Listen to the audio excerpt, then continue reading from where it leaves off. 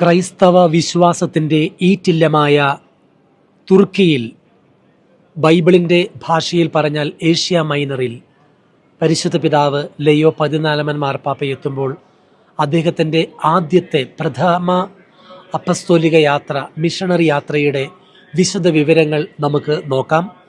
ലയോ 14 മാർപ്പാപ്പ പിന്നീട് ഏകദേശം ഒരു 1:30 മണിയോടുകൂടി തുർക്കിയുടെ സ്വാതന്ത്ര്യ സമര സേനാനിയും തുർക്കി രാജ്യത്തിൻ്റെ ഫൗണ്ടറുമായ തുർക്കി റിപ്പബ്ലിക്കിൻ്റെ സ്ഥാപകനുമായ മുസ്തഫ കെമൽ അറ്ററ്റുർക്കിൻ്റെ മോണമെൻ്റ് ഹില്ല് സന്ദർശിക്കും. അവിടെയാണ് ഈ തുർക്കി രാജ്യത്തിൻ്റെ സ്ഥാപകൻ എന്നറിയപ്പെടുന്ന മുസ്തഫ കെമൽ അറ്ററ്റുർക്കിൻ്റെ ഖബറിടം സ്ഥിതി ചെയ്യുന്നത്. അവിടെ പീസ് പാർക്കുണ്ട്. ആ പീസ് പാർക്കിൻ്റെ പ്രത്യേകത എന്ന് പറയുന്നത് ലോകത്തിലെ വിവിധ രാജ്യങ്ങളുടെ ഭാഗങ്ങളിൽ നിന്ന് കൊണ്ടുവന്നിരിക്കുന്ന ചെടികൾ നട്ടുപിടിപ്പിച്ച ഒരു പീസ് പാർക്ക് അവിടെയുണ്ട്. 48,500-ലധികം വൃക്ഷങ്ങളാണ് അവിടെയുള്ളത്. 104 വിവിധ സ്പീഷീസിൽപ്പെടുന്ന ചെടികളും വൃക്ഷങ്ങളുമാണിത്. അറ്റാച്ചുർക്ക് മൗസോളയം എന്നാണ് ഇത് അറിയപ്പെടുന്നത്. തുർക്കിയുടെ സ്ഥാപക നേതാവായിരുന്ന മുസ്തഫ കെമൽ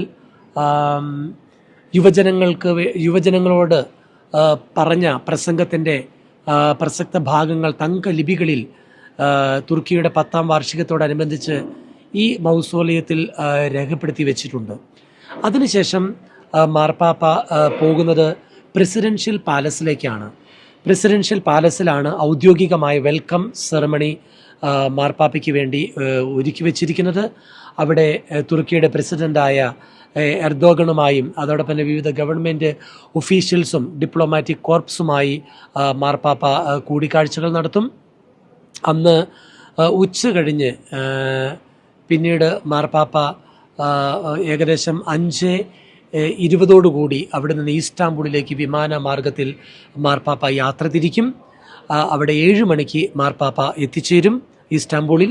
28-ാം തീയതി 9:30 കാലത്ത് ഹോളി സ്പിരിറ്റ് കത്തീഡ്രൽ പള്ളിയിൽ വെച്ചിട്ട് പരിശുദ്ധ പിതാവ് ലയോ 14 മാർപ്പാപ്പ അവിടെയുള്ള എല്ലാ ബിഷപ്സിനെയും വൈദികരെയും അതോടൊപ്പം തന്നെ സന്യാസ സമർപ്പിതരെയും ഡീക്കന്മാരെയും മറ്റ് അൽമായ പ്രതിനിധികളെയൊക്കെ ഈ കത്തീഡ്രലിൽ വെച്ച് കാണുന്നതായിരിക്കും.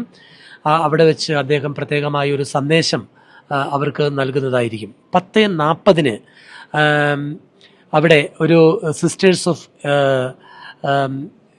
Little sisters of the poor, അവിടെയുള്ള നഴ്സിംഗ് ഹോം പരിശുദ്ധ പിതാവ് ലയോ 14 മാർപ്പാപ്പ സന്ദർശിക്കുന്നതായിരിക്കും. അതിനുശേഷം ഉച്ച കഴിഞ്ഞ് 2:15 ഹെലികോപ്റ്ററിൽ ലയോ 14 മാർപ്പാപ്പ നൈസയ, അല്ലെങ്കിൽ ഇപ്പോഴത്തെ അതിൻ്റെ പേര് ഇസ്നിക് എന്നാണ്, നൈസയൻ എക്യുമേനിക്കൽ കൗൺസിലിൻ്റെ 1700ാമത് വാർഷികത്തോടനുബന്ധിച്ച് അവിടെ സന്ദർശിക്കുവാനും വിവിധ പേട്രിയാർക്കുമാരെ കാണുവാനും കൂടിക്കാഴ്ച നടത്തുവാനുമായി അവിടേക്ക് പോകുന്നതായിരിക്കും.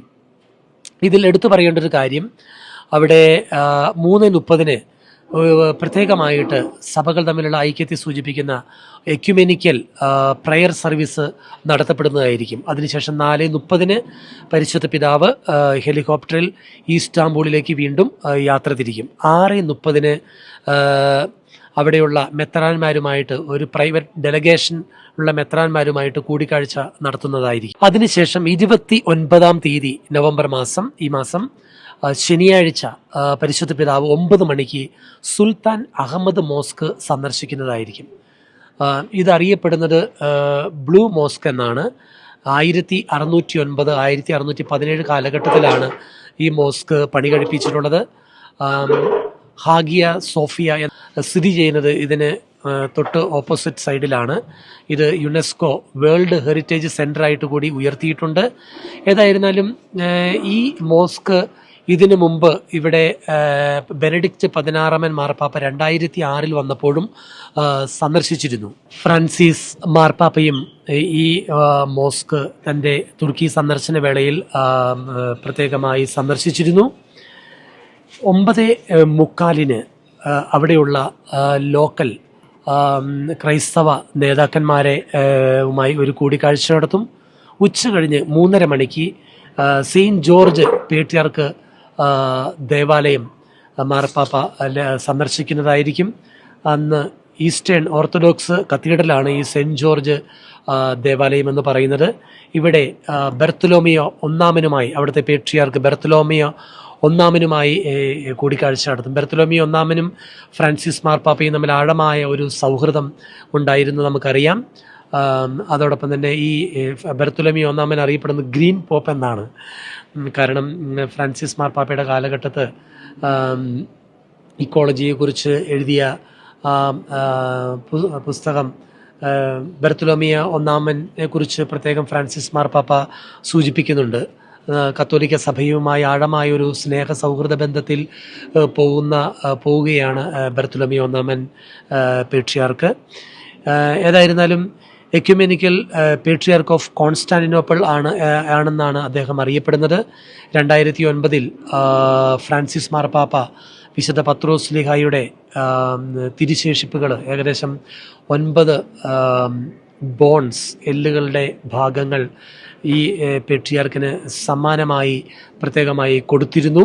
ഒരു പ്രത്യേകത എന്ന് പറയുന്നത് 2006 പോപ്പ് ബെനഡിക്റ്റ് 16 മാർപ്പാപ്പ തുർക്കി സന്ദർശിക്കാനുണ്ടായ സാഹചര്യം എന്ന് പറയുന്നത് ബെർത്തലോമിയോ ഒന്നാമൻ പേട്രിയാർക്കിൻ്റെ പ്രത്യേകമായ ക്ഷണപ്രകാരമാണ് ബെനഡിക്റ്റ് 16 മാർപ്പാപ്പ തുർക്കി സന്ദർശിക്കുവാനായിട്ട് ഇടയായത്. കോൺസ്റ്റാന്റിനോപ്പിളിലെ പേട്രിയാർക്കായ ഈസ്റ്റേൺ ഓർത്തഡോക്സ് ചർച്ചിൻ്റെ പേട്രിയാർക്കായ ബെർത്തലോമിയോ ഒന്നാമൻ മാർപ്പാപ്പ 2013 ഫ്രാൻസിസ് മാർപ്പാപ്പയുടെ ഉദ്ഘാടന കുർബാന കത്തോലിക്ക സഭയുമായുള്ള വിഭജനത്തിന് ശേഷം 1054 വിഭജനത്തിന് ശേഷം ചരിത്രത്തിൽ ആദ്യമായിട്ടാണ് ഈസ്റ്റേൺ ഓർത്തഡോക്സ് ചർച്ചിൻ്റെ ഒരു പേട്രിയാർക്ക് വത്തിക്കാനിൽ വന്ന് പോപ്പിൻ്റെ പ്രഥമ ദിവ്യബലിയിൽ ഒരു പോപ്പ് തിരഞ്ഞെടുക്കപ്പെട്ടതിന് ശേഷം നടക്കുന്ന പ്രഥമ ദിവ്യബലിയിൽ പങ്കെടുക്കുന്നത് എന്നുള്ളൊരു സവിശേഷത കൂടി അതിനുണ്ടായിരുന്നു. വാർത്തയിലേക്ക് തിരിച്ചു വരുമ്പോൾ അന്ന് തന്നെ 29 ശനിയാഴ്ച അന്ന് തന്നെ ഉച്ചകഴിഞ്ഞ് 3:50 ഇതര സഭകളുമായിട്ടുള്ള ഒരു ജോയിൻറ്റ് ഡിക്ലറേഷൻ ലയോ 14 മാർപ്പാപ്പയും അതോടൊപ്പം തന്നെ ബെർത്തലോമിയോ ഒന്നാമൻ പേട്രിയാർക്കും ഒക്കെയായിട്ട് ഒപ്പിടുന്നതായിരിക്കും. പിന്നീട് 5 മണിക്ക് പരിശുദ്ധ പിതാവിൻ്റെ ലയോ 14 മാർപ്പാപ്പയുടെ ഒരു ദിവ്യബലി അർപ്പണമുണ്ടായിരിക്കും. പിറ്റേ ദിവസം നവംബർ 30 കാലത്ത് 9:30 മണിക്ക് അർമേനിയൻ അപ്പസ്തോലിക് കത്തീഡ്രൽ ലയോ 14 മാർപ്പാപ്പ സന്ദർശിക്കും. ഈ കത്തീഡ്രലോ അറിയപ്പെടുന്നത് കത്തീഡ്രൽ ഓഫ് അനി എന്നാണ് അറിയപ്പെടുന്നത്. 1064 ഇത് മോസ്കാക്കി മാറ്റിയെങ്കിലും പിന്നീട് അത് തിരിച്ച് അവർക്ക് അർമേനിയൻ സഭയ്ക്ക് കൊടുക്കുകയുണ്ടായി. 12:30 മാർപ്പാപ്പ അവിടെയുള്ള എല്ലാ സഭകളുടെയും പ്രതിനിധികൾ പങ്കെടുക്കുന്ന ആ മീറ്റിങ്ങിൽ വെച്ചിട്ട് എക്യുമെനിക്കൽ ബ്ലെസ്സിങ് നൽകുന്നതായിരിക്കും. 1 മണിക്കാണ് ഈസ്റ്റേൺ ഓർത്തഡോക്സ് ചർച്ചിൻ്റെ പേട്രിയാർക്കായ ബെർത്തലോമിയോ ഒന്നാമനുമായിട്ട് ലയോ 14 മാർപ്പാപ്പ ലഞ്ച് പങ്കിടുന്നത്. 2:15 ആയിരിക്കും ഇവിടെ പ്രത്യേകമായിട്ടുള്ള ഫെയർവെൽ സെറമണി മാർപ്പാപ്പയ്ക്ക് ഒരുക്കുക. അദ്ദേഹം 2:45 ലെബനോണിലെ ബെയ്റൂട്ടിലേക്ക് തിരികെ തൻ്റെ 2ാമത്തെ മിഷണറി യാത്രയ്ക്ക് വേണ്ടി യാത്രയാകും.